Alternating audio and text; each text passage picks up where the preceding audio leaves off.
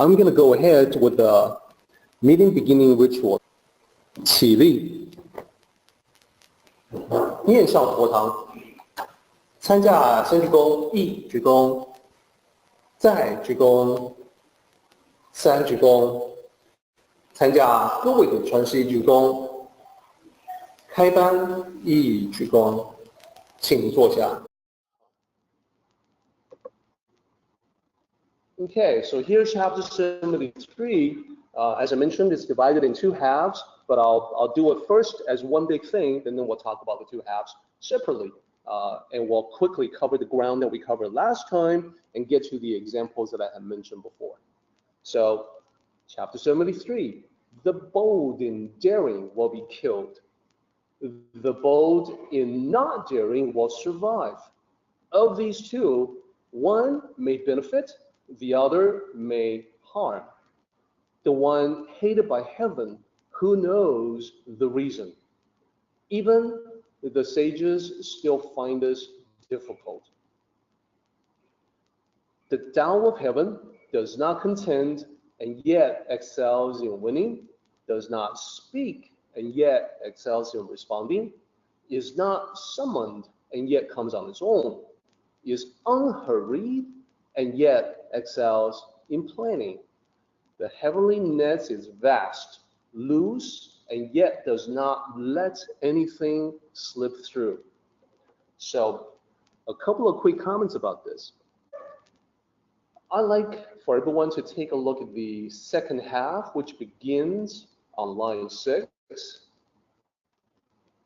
So, the Tao of Heaven, that second half serves a dual purpose. First, it is equated to the heavenly net. It's compared to this net that's ever present, that's everywhere. So if you do something bad or awful, even if you think nobody knows about it, it'll still come back to haunt you because of the heavenly net. And therefore, you can think of the heavenly net as a manifestation or maybe as a different name for karma. And in fact, last time we went through some examples of instant karma, which can oftentimes be quite humorous. So another way that I want to focus everyone's attention on the second half is that in practicing or cultivating the Tao, the idea is that the sages themselves emulate the Tao. We emulate the sages, and we also emulate what they do in attempting to emulate the Tao. So when it says the Tao does not contend and yet excels in winning, that's a clue to us that we don't need to argue, we don't need to fight other people in order to be victorious, in order to be triumphant in life. So when it says the Tao of Heaven does not speak and yet excels in responding, it's a clue to us that we don't need to talk a whole lot to get our points across, to be able to respond to other people. In fact, we should excel at anticipating and expecting by looking ahead to see what's going to happen. You don't need to be chatting all the time. You don't need to be talking too much and doing too little. We can emulate the Tao and be quieter and yet be able to excel more, do more, accomplish more. Is not summoned and yet comes on its own. So the Tao is ever present. The Tao is everywhere. So for us, the ability to anticipate, to expect what's going to happen, to plan ahead, gives us the ability to emulate the Tao in being there when presence counts. And lastly, the Tao of Heaven is unhurried and yet excels in planning. So it's always emphasized in the Tao Te Ching that someone who understands the Tao and is really good at living life, practicing the arts of living the good life, that person is good at naturally planning everything. It doesn't mean that you have to specify every little detail. It just means that you have to look ahead enough to know where you're going, and then you can adjust and modify your path as you go. Unhurried is important. On the one hand, it talks about the speed of karma. It doesn't necessarily have to be right away that karma comes back. So the examples that we have listed, the instant karma examples are cases where karmic consequences occurred shortly after the cause. It doesn't always happen that way. And my personal belief, as I expressed last time, is that karmic effects from karmic causes can take multiple lifetimes to fully resolve themselves. So karma can take its time. Doesn't have to be right away, but it's coming. So use those two paradigms as your guide when looking at the last part here, that the Tao of Heaven, speaking about the karmic cause and effect, but the Tao of Heaven is also talking about the attributes of the wise person, the sage, and an example for us to follow that we can also remind ourselves to, hey, maybe I don't need to speak. I don't need to fight. I'm going to be there when my presence counts, when my presence is comforting, and I'm not going to need to rush. I'm not going to need to, I'm not in a frantic rush to get things done, because then I may just work against myself. I may sabotage myself, trip over myself unknowingly because I'm in too much of a hurry. Okay, now the first half is all about the first two lines, the bold and daring, the bold and not daring, or you know, in modern language, we might say the thinkers, the ones who think about what they're doing, and the idiots that are not thinking when they rush into something. Okay, so intelligent action is the key. One point that I'll emphasize a couple of times later on in this talk is that motivational speakers will say how important motivation is and will try to get you motivated. Now, self-improvement gurus will say motivational speaker is not entirely correct. You need motivation, yes, but motivation alone is not enough. You need to take action. So one particular self-improvement guru will say you need to take massive action. Now, that's great, but Lao Tzu will point to the first two, the self-improvement guru and the motivational speaker, and say that, okay, while motivation alone is not enough, action alone is also not enough. Thoughtful action is where it's at, intelligent action, you know, to know what you're doing before you actually do it. That's really the key. So in sequence, motivation, planning before action, then action. Okay, and I think it's easy to figure out, well, which one benefits and which one harms. Well, yeah, it's the idiotic actions of people who hurt themselves. That's the harm right there. And the benefit, well, that's a thoughtful plan that's masterfully executed. That's the benefit right there. And which is the one hated by heaven? Well, the one who falls flat on his face. Okay, there's a sign. The face plant is a sign that you know, heaven is not with you right now. Boy, you did something really dumb. Okay, and then line 5, even sages still find this difficult. I will point to this as an example of ancient Chinese humor. So basically, Lao Tzu is saying that, oh, who can figure it out? Look at those idiots. Even sages can't figure them out. Okay, so let's let me advance to the next slide. I want to park it on this slide when we take a mid-meeting break.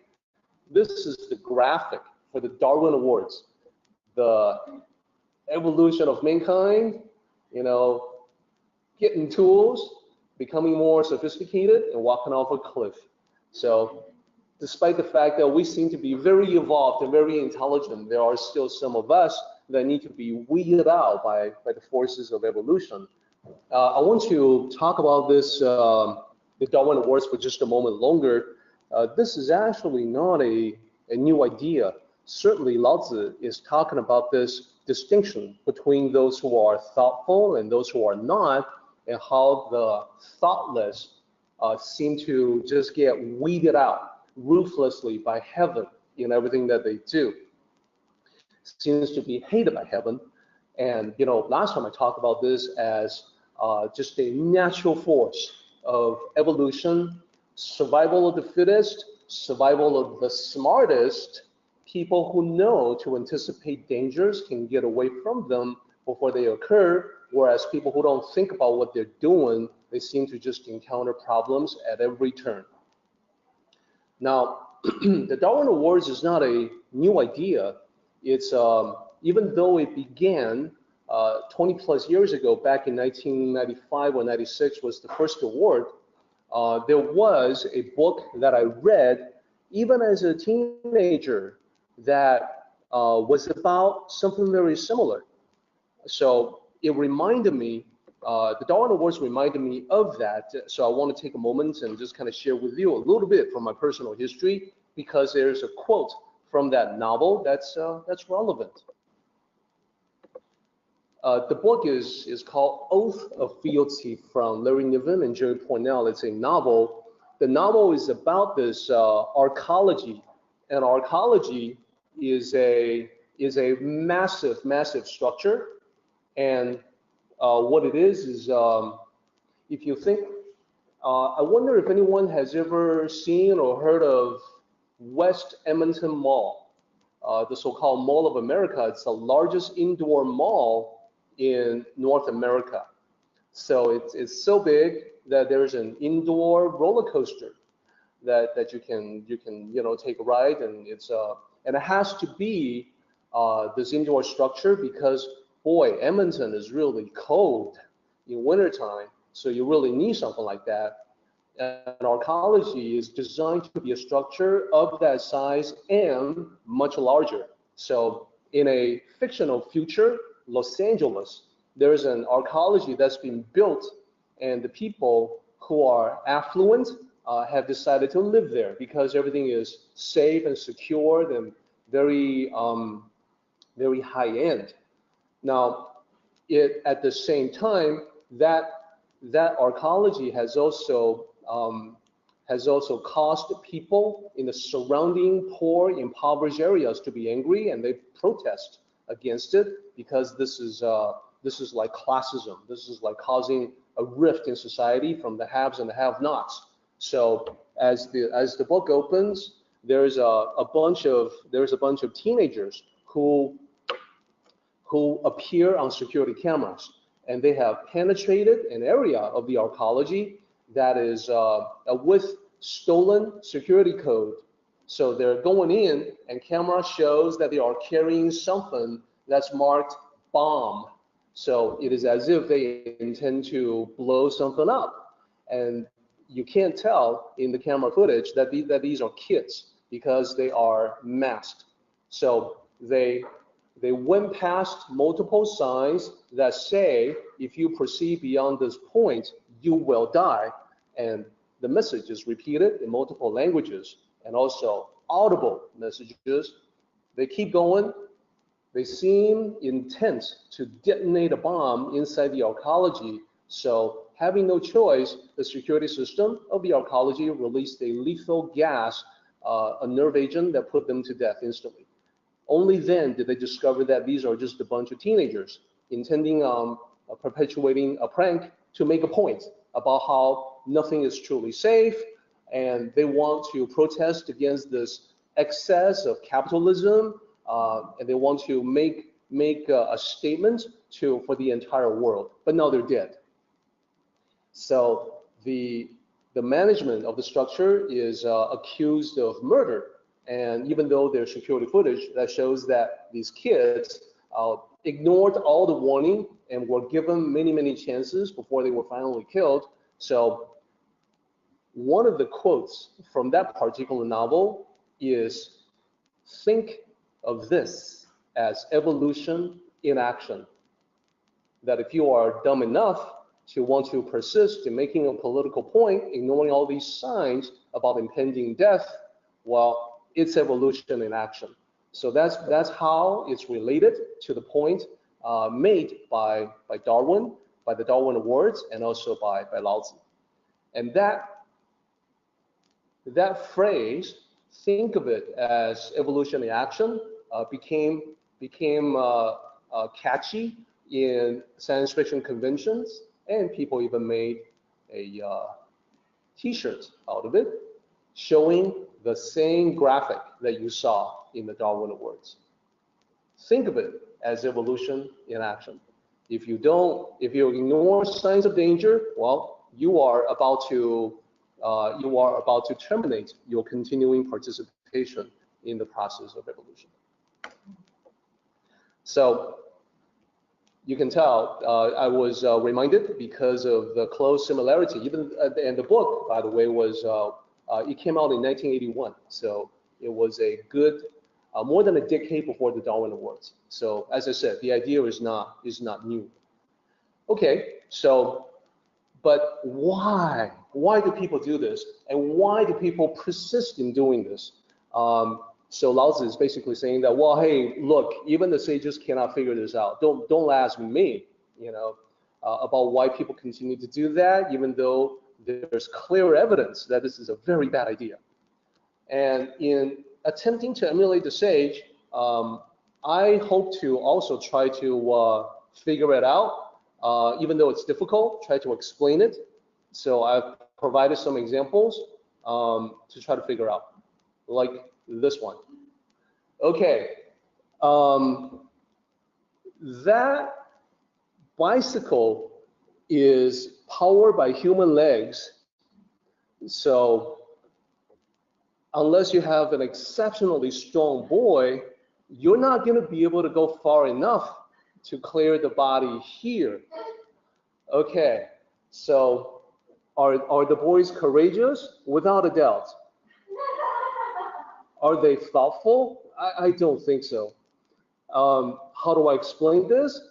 I can't really. I can offer some possibilities that maybe there's a steep slope to the right of the photo that we don't see. So the boy on the bicycle is with some effort getting the bicycle up to the top of a small hill and then speeding down and using that speed to clear this courageous boy lying on the ground. I hope that's the case. Because with just pedaling with legs, it's not going to do it. Another possibility is that, yeah, this looks pretty bad, but maybe he's actually just there as a reference, and maybe this is actually a little bit further offset. It's like a little bit further away from the picture. So he's not aiming at the boy, but he's like, he's going to land to the side of him. So it looks close, it looks bad, but maybe it's not so bad, I hope.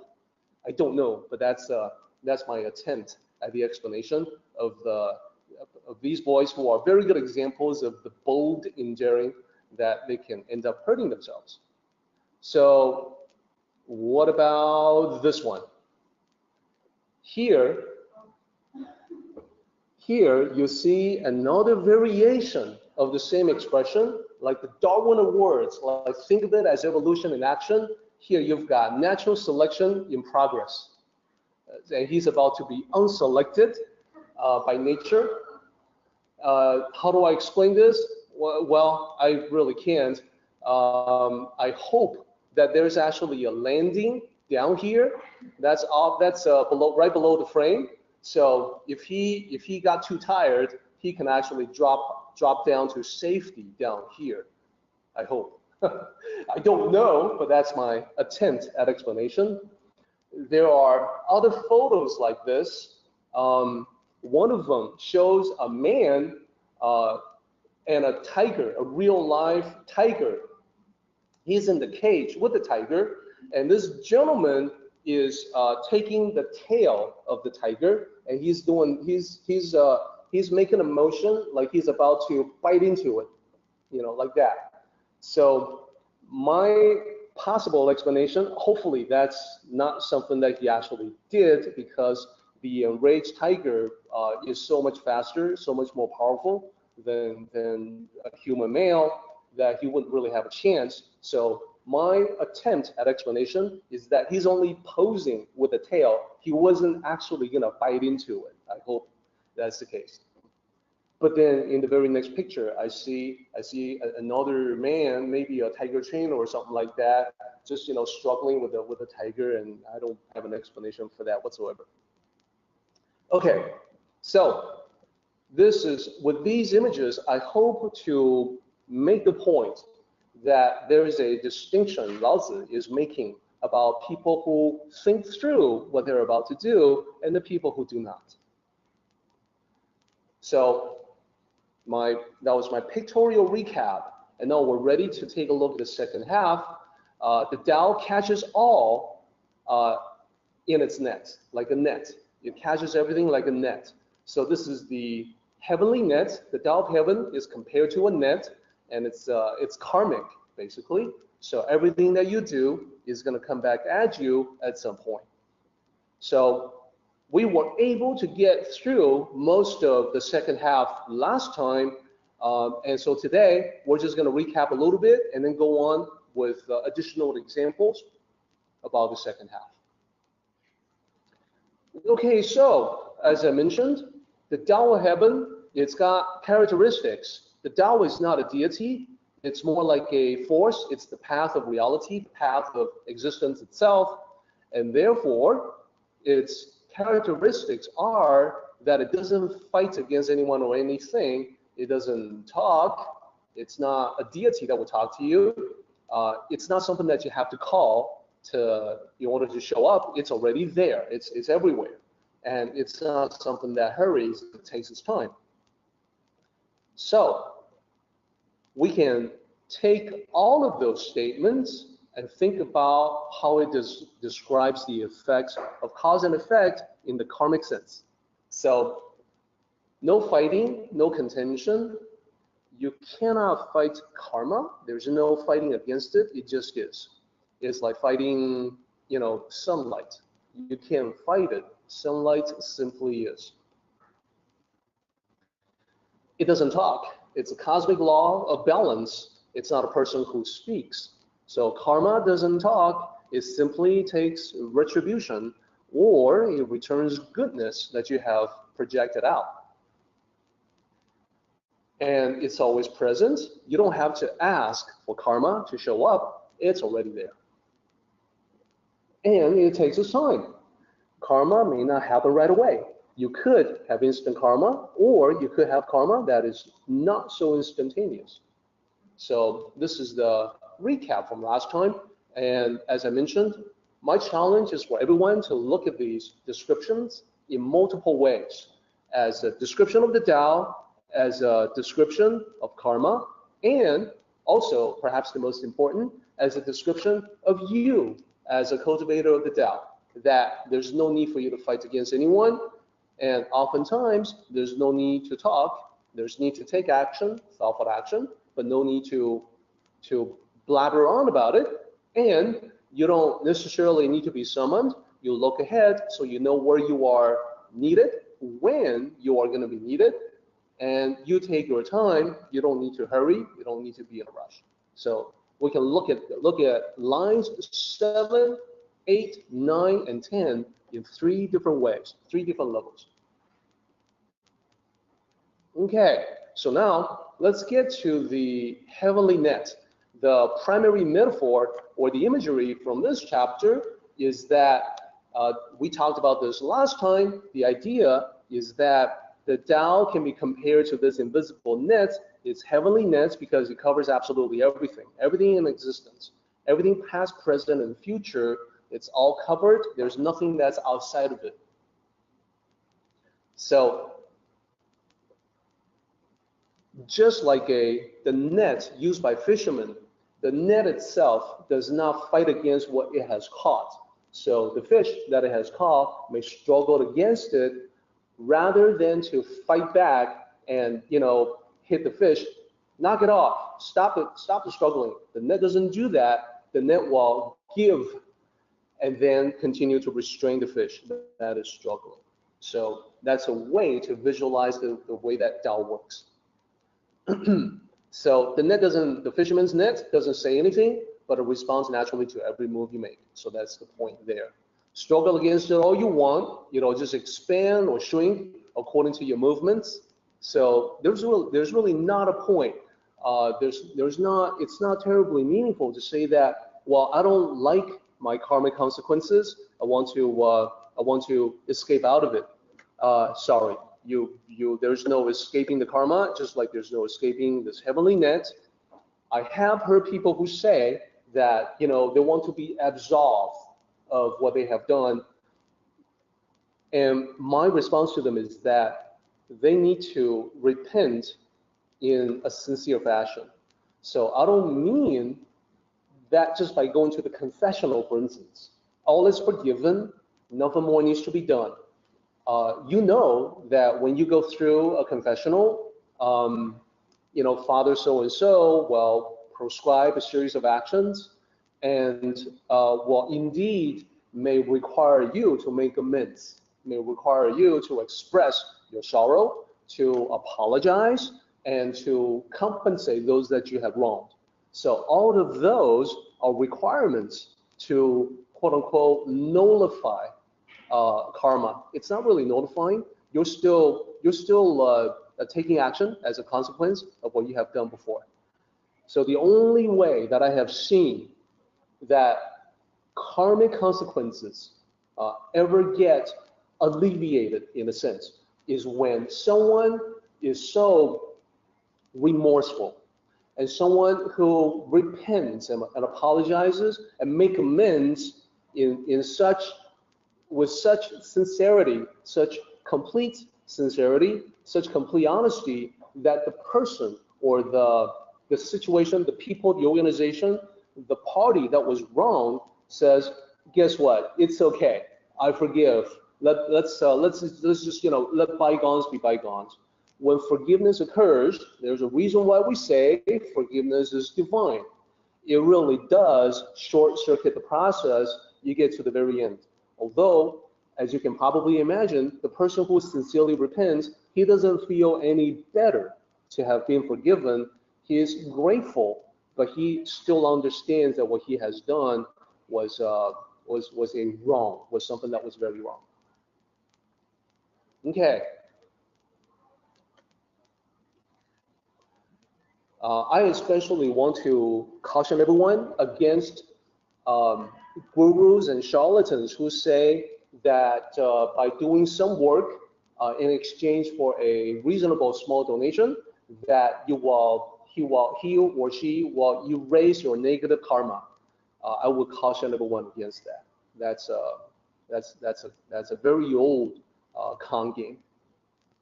Okay, so last time we covered examples of instant karma from the trivial, like the lady here, who puts up 2 fingers, but then the shadow projected by the light shows, instantaneously that the fingers are actually on her head. So it's a trivial example of instant karma, and there are more serious examples that I talked about last time. This gentleman is the HR executive at a London investment firm.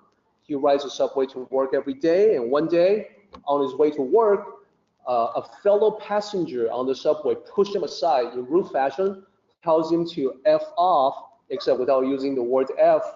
So he was shocked by this, proceeded to go to work, looks at his calendar. He's got some interviews coming in today because he's an HR executive. And the first interview coming in was the gentleman on the subway who had pushed him aside and told him to F off. So instant karma right there. It does happen. It could be pain and suffering, like this young man who broke into the house of this older gentleman thinking that this would be an easy target for robbery, not knowing that this is actually a retired boxer who knows how to use his hands, as you can see with the black guy in the big fat lip there. So instant karma right there. Or the road rage induced this driver over here, this fine specimen, flipping the bird. The lady who took this on her cell phone recorded this very aggressive driver who felt wronged because he felt that he was trapped behind the slow driver. So he gunned it. He passed this vehicle and then cussed. Provided a sign of his respect, but zoomed ahead, moments later hit a tree. So instant karma. So these are all examples of karma that we can observe. We human beings we can see this. we can associate the cause and effect because the time between them is relatively brief. We lose sight of it though. We lose sight of the karmic effect if it was to stretch on. If, for instance, this gentleman here didn't hit a tree, but because of his nature, aggressive, rude, angry, given to lose his temper, that may cause him to have a different mishap that occurs quite some time after this particular event. If that is the case, we don't necessarily know to associate it as cause and effect, but in fact, it's connected. So that's a karmic effect that still occurs, but we human beings don't necessarily, we don't always have the ability to tell. So the faith then that we will have is that karma is always there, whether we can see it or not. Now, in this particular slide, I have highlighted a whole bunch of negative examples, from the trivial to pain and suffering, basically the whole range. But instant karma, or karma in general, doesn't have to be negative. Karma itself passes no judgment on what is positive or negative. It simply cycles back whatever you have put out. It's the boomerang. So whatever it is, positive or negative, will come back. And there are examples of positive karma as well. And the one that I provided last time is the victorious baby with the fist pump with the yes. And the description there, after leaving a job interview, saw someone drop some items, so I helped him. The interviewer saw me and offered me the job above the position I just applied for. Yes, so karma can be positive. Just to clarify, the positive karma did not happen to the baby. The baby is a meme to express a feeling of triumph. So heavenly net, like the fisherman's net, it doesn't judge whether it's a good thing or bad thing. If it's a good thing, I should give you more. No, it doesn't do that. It's a mechanism that works each and every time. Okay, so what else? Heavenly net, we talked about it's the karma, or simply it's the way the Tao works. It's the law of cause and effect. And it's not limited to a single lifetime. That is my personal belief. And we have, in line 11, we have two characters, hui, that repeats itself. So hui hui. So when it's repeated, when it has a double iteration, it's an emphasis. So in Chinese, you can oftentimes put two characters together if they're adjectives. To say it twice is to emphasize that it's really that thing, whatever that description is. So it's vast, vast. It's big, big, basically. So here, it just means that it's so big that it covers everything. Then the first character of line 12 means loose. You don't really feel it. You don't really sense that it's there because it's so loose. It's pretty comfortable, but it's there. So it's not like a tight net that makes the fish that's been caught very uncomfortable. The heavenly net is loose, but it doesn't let anything slip through, meaning that you cannot escape from it. You can't be outside of it. And comes back to the last line here. It just means that you have to always be responsible for your own actions, whether it is being observed by other people or not. Even when it is not observed by other people, it is observed by your own conscience. So there's always an observer effect. It's always being observed. Okay, now, moving from there, I want to share with everyone this expression. So first of all, the two characters that I have on top of the slide, those are the characters for the heavenly net. So you'll see them at the beginning of line 11. You'll see it singled out here for special focus. And now you see it at the top of the slide. So the first character means heaven or sky. Second character means net. So there's not really a whole lot of different ways that you can translate this particular term. In fact, I believe the heavenly net really ought to be the only way to translate.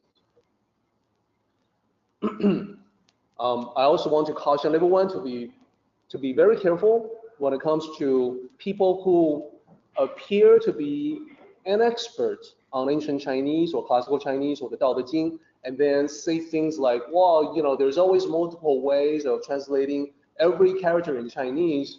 Not always true. It's just like in English, some words have multiple definitions, some words have just one or maybe two. So it's like that in Chinese as well. Now let's take a look at this expression in Chinese. 若要人不知，除非己莫为. What does that mean? Let me explain. We can break this down character by character in a very literal rendition, verbatim, of the original. Then we would end up with something like 若 if 要 want 人 people 不 not or no 知 know to know something 除非 unless 己 self more know again a different form of negation 为 do. So putting it together looks like this. And if you just have a literal rendition, it won't sound good as English. You'll sound like Yoda from Star Wars. If want people not know, unless self not do. Now you can kind of understand what it's trying to say, but that's not exactly how you should translate it. That's not what is meant. That's not what is intended in the original by the original Chinese speaker. So oftentimes, to translate that, you would provide something like this that's more readable. If you don't want people to know, then don't do it. That makes sense, right? So you may think that you are not being observed. Or a more common example, you may be sharing a confidence with someone, a friend, someone that you thought was a good friend. And you may be like, hey, bud, you know that Tony guy, he's such a bitch. Okay, guys don't really talk like that. This is just an example. And you may think that this is your good friend, Bud, who will keep your confidence. But later on, at some point, you are shocked to find out Tony's like, hey, you call me a bitch, and you're like, but no, I never said that to anyone. Oh, I told it to Bud, and he has betrayed my confidence. So even when you think that it will never get out, it will. So the best thing to do is to not do it in the first place. So if it's something iffy, questionable, against your conscience, and there's a part of you that knows that, hey, this is not a good idea, don't tell Bud, loose lips, etc. But you do it anyway because you're not keeping this ancient Chinese wisdom in mind. So here's the alternative to express the original. If you want people to never find out about something, well, it's just not possible unless you don't do it in the first place. So this is a longer translation than this one, but it does convey the original a little bit better. If you want people to never find out, implied, it's not possible unless you, the self, don't do it in the first place. So how does this correspond with the heavenly net? Well, the implied part, it's just not possible, is the heavenly net in action. It guarantees that people will find out unless you just don't do it in the first place. Now, and I know people are constantly, telling others, hey, listen, can you keep a secret? If I just tell you, can I just tell you? Okay, we probably do that all the time. And sometimes you think that, well, I'm just gonna write this email response, you know what I really think of our supervisor? Well, he doesn't know what he's doing, blah, blah, blah. So you've written this thing to vent. Later on, it shows up in other people's email, and now everybody knows what you have said. So that's yet another way that the heavenly net works. It's another manifestation of that. Now, I want to I want to use a more dramatic example to talk about the heavenly net. So within modern Mandarin, sometimes 天网, the heavenly net is applied to a situation in law enforcement. Like for instance, someone has done a crime and is eventually found out.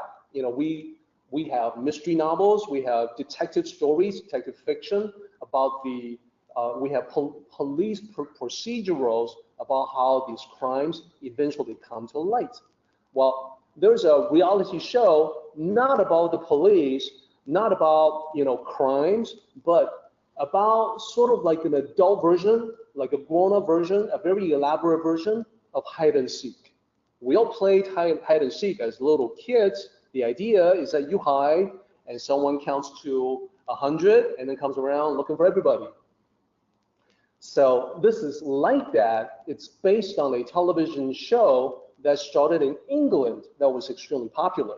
And so, US television program directors lacking original ideas, look overseas for their new shows, new reality shows. Advantage of reality shows, of course, is that it doesn't require writers, doesn't require scripts. You don't have to pay big money to actors, to stars, etc. You get to create this entertainment just by cutting and editing. So the show is called Hunted on CBS.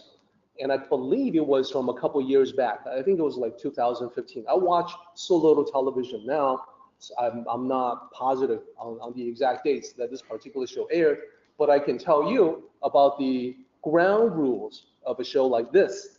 Hunted is a reality show where participants or contestants are given the opportunity to elude a team of professionals whose job it is to hunt them down. So if they can elude capture for roughly a month, 4 weeks, 28 days, then they will be awarded $250,000.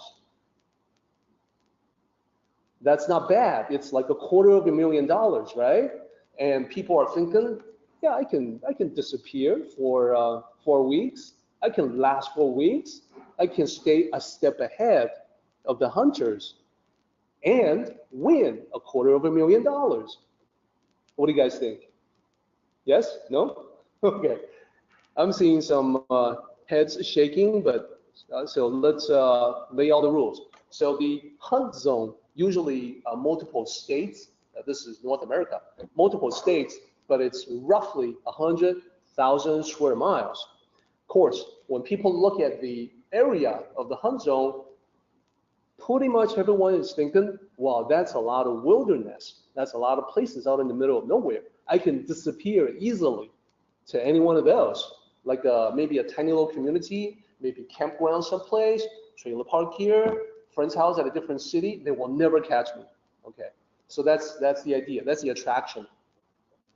So if you participate, if you are chosen, if you are telegenic, right?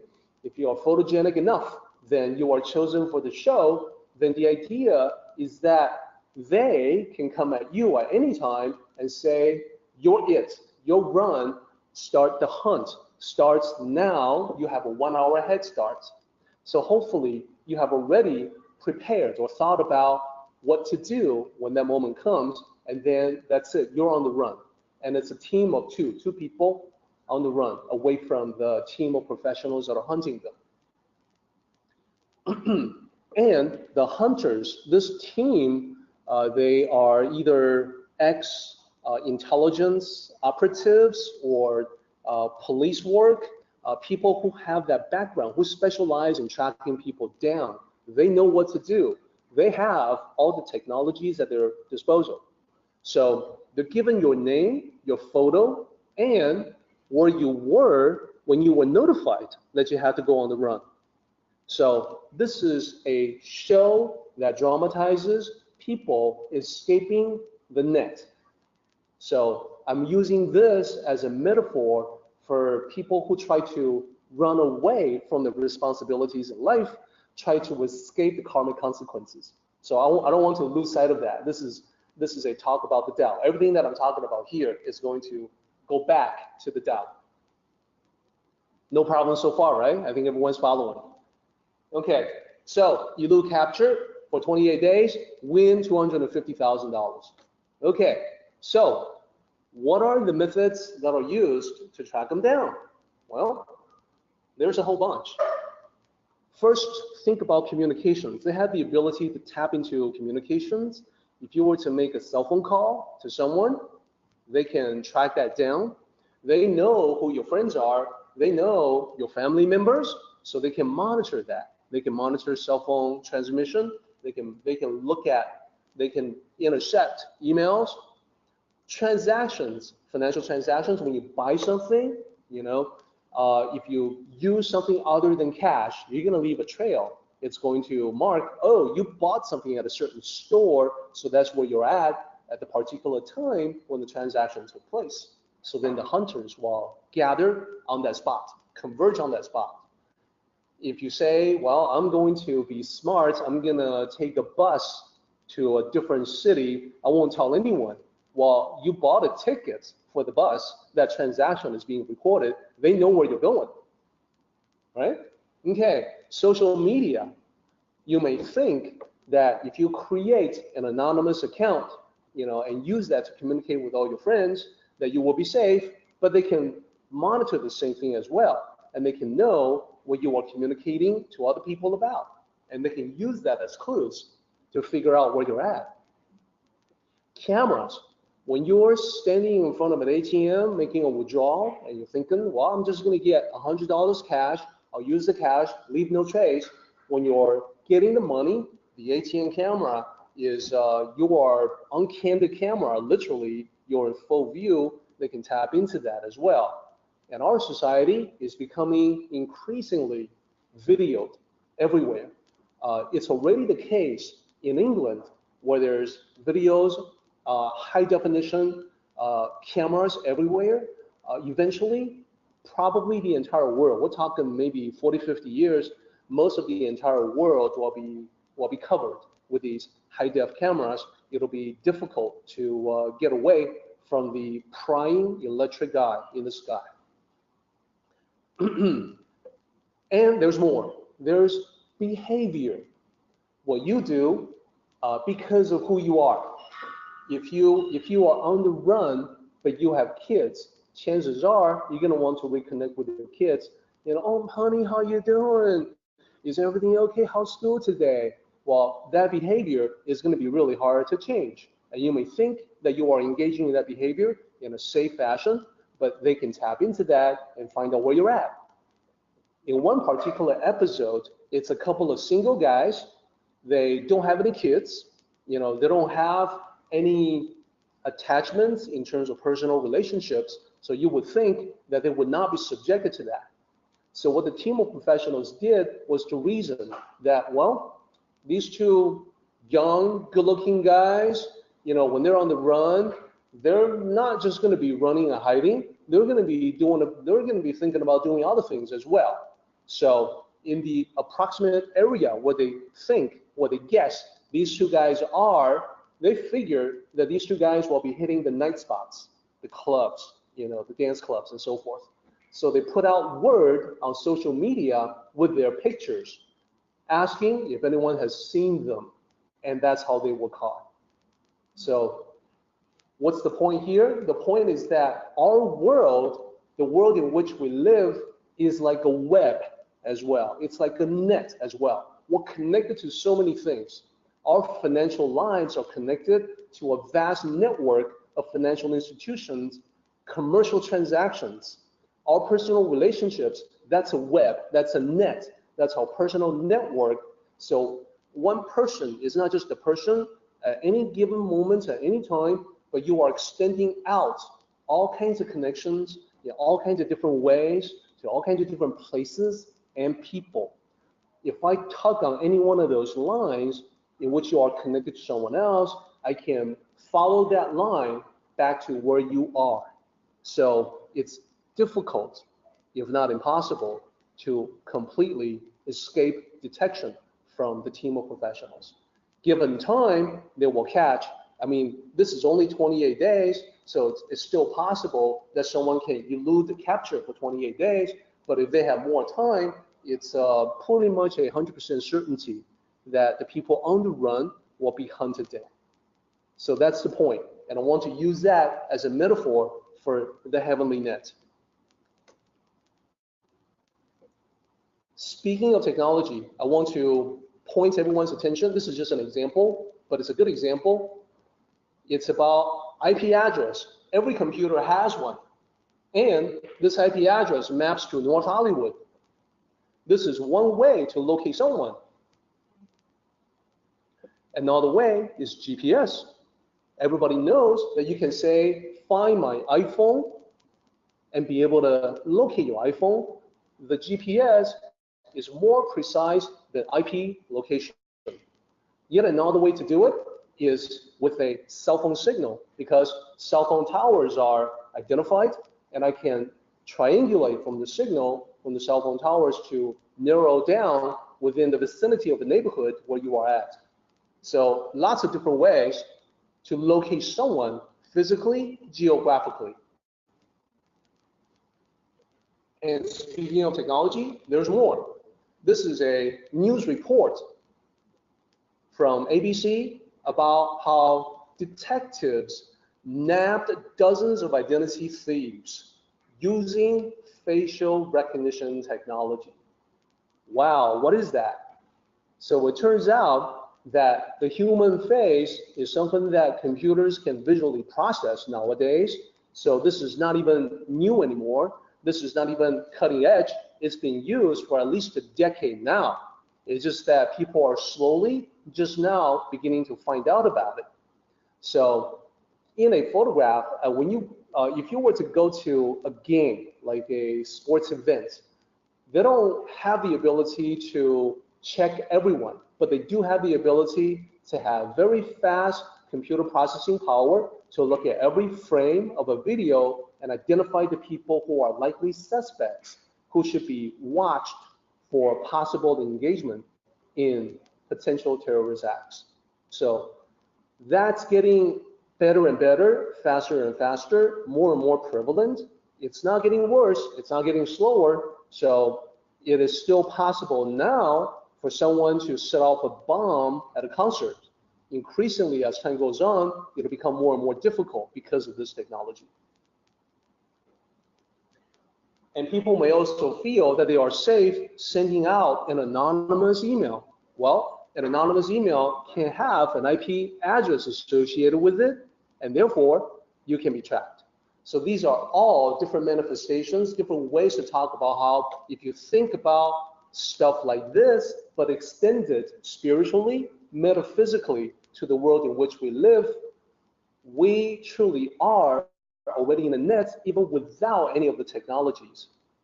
So we are in a net without technologies because we have connections and relationships with people. So Sherlock Holmes, you know, when Sherlock Holmes novels were first written, there wasn't the internet, there wasn't the, you know, certainly Sherlock Holmes didn't have a modem to dial into some kind of network. Watson did not have access to a computer or a laptop to do detective work to track down a cyber criminal, but the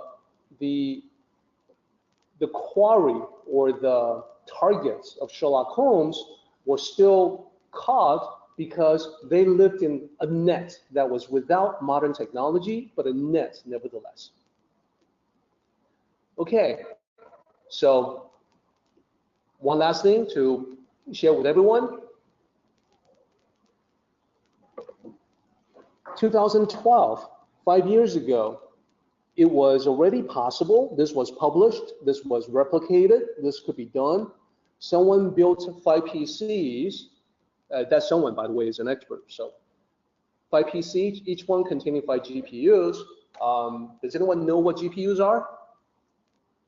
GPUs are graphics processing units. They are the high-end video cards that people use to play computer games. So if recently you've been playing a computer game, no matter what game that is, chances are the machine that you played it on has a graphics processing unit.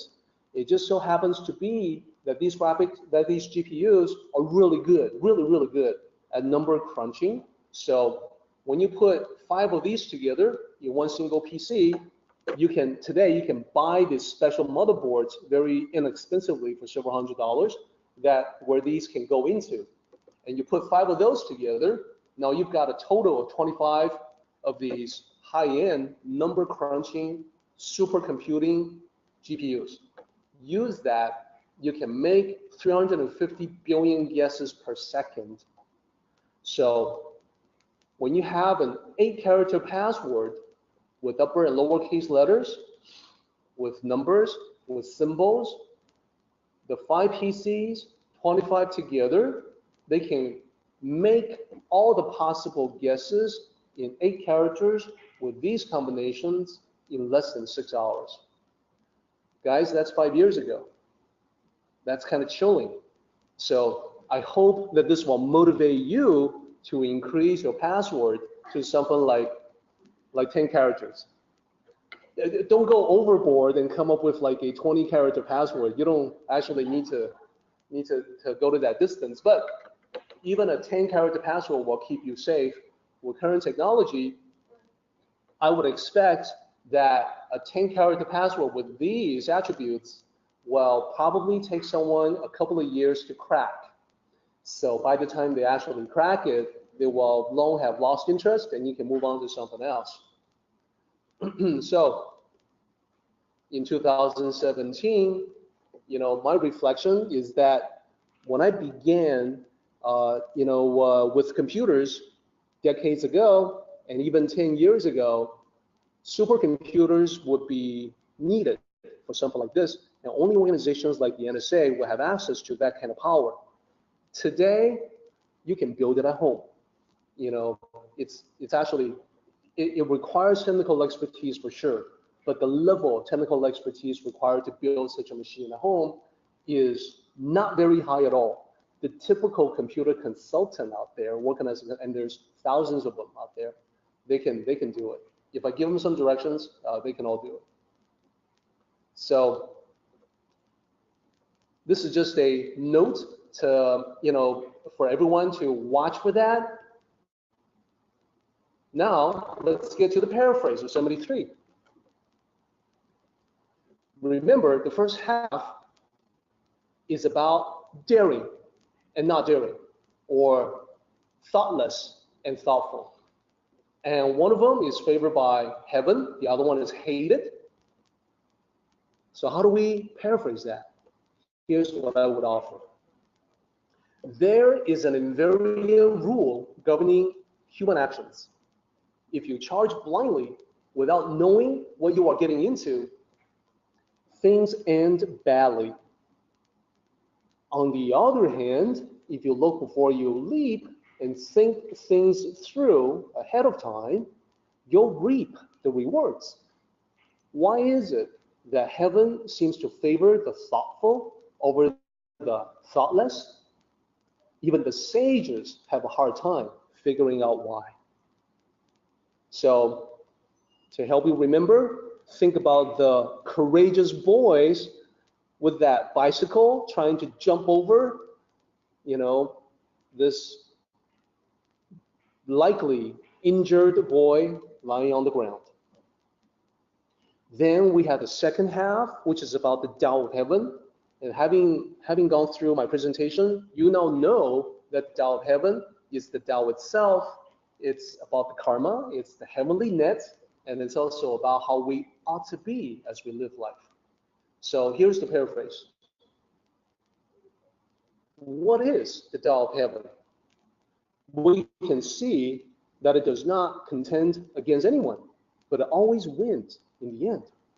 It does not say anything, but it responds to everything you do. It doesn't need to be summoned because it is always present no matter what. It is never in a rush, but its plans bear fruit sooner or later. It is like a heavenly net that covers everything and everyone. This net is loose, so many people don't even realize it's there. despite the looseness, nothing slips past this vast net. Whether it's positive or negative, you reap what you sow. So there you go. That is the paraphrase.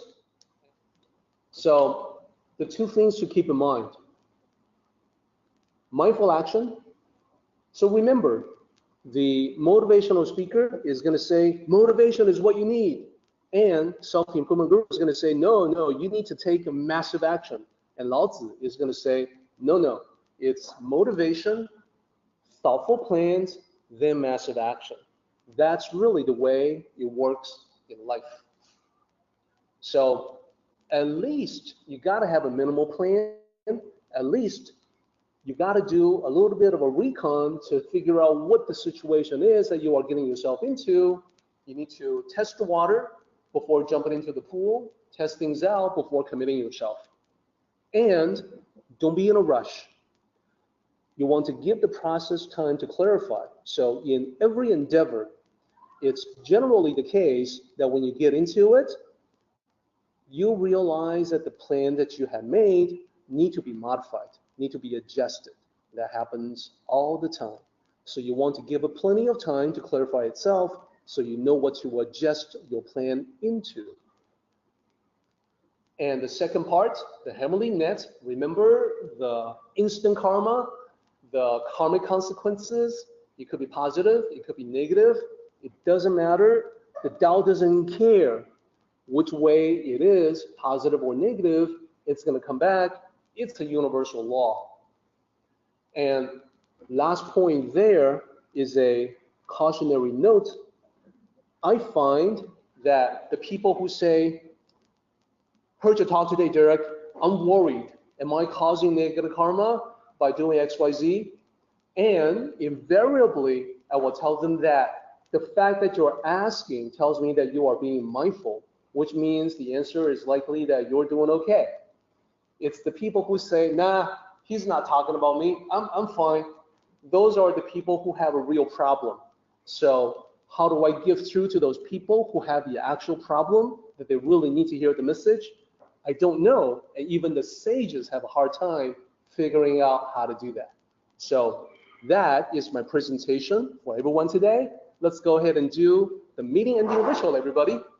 起立，面向佛堂，持下三鞠躬，一鞠躬，再鞠躬，三鞠躬，持下规则是一鞠躬，接班一鞠躬。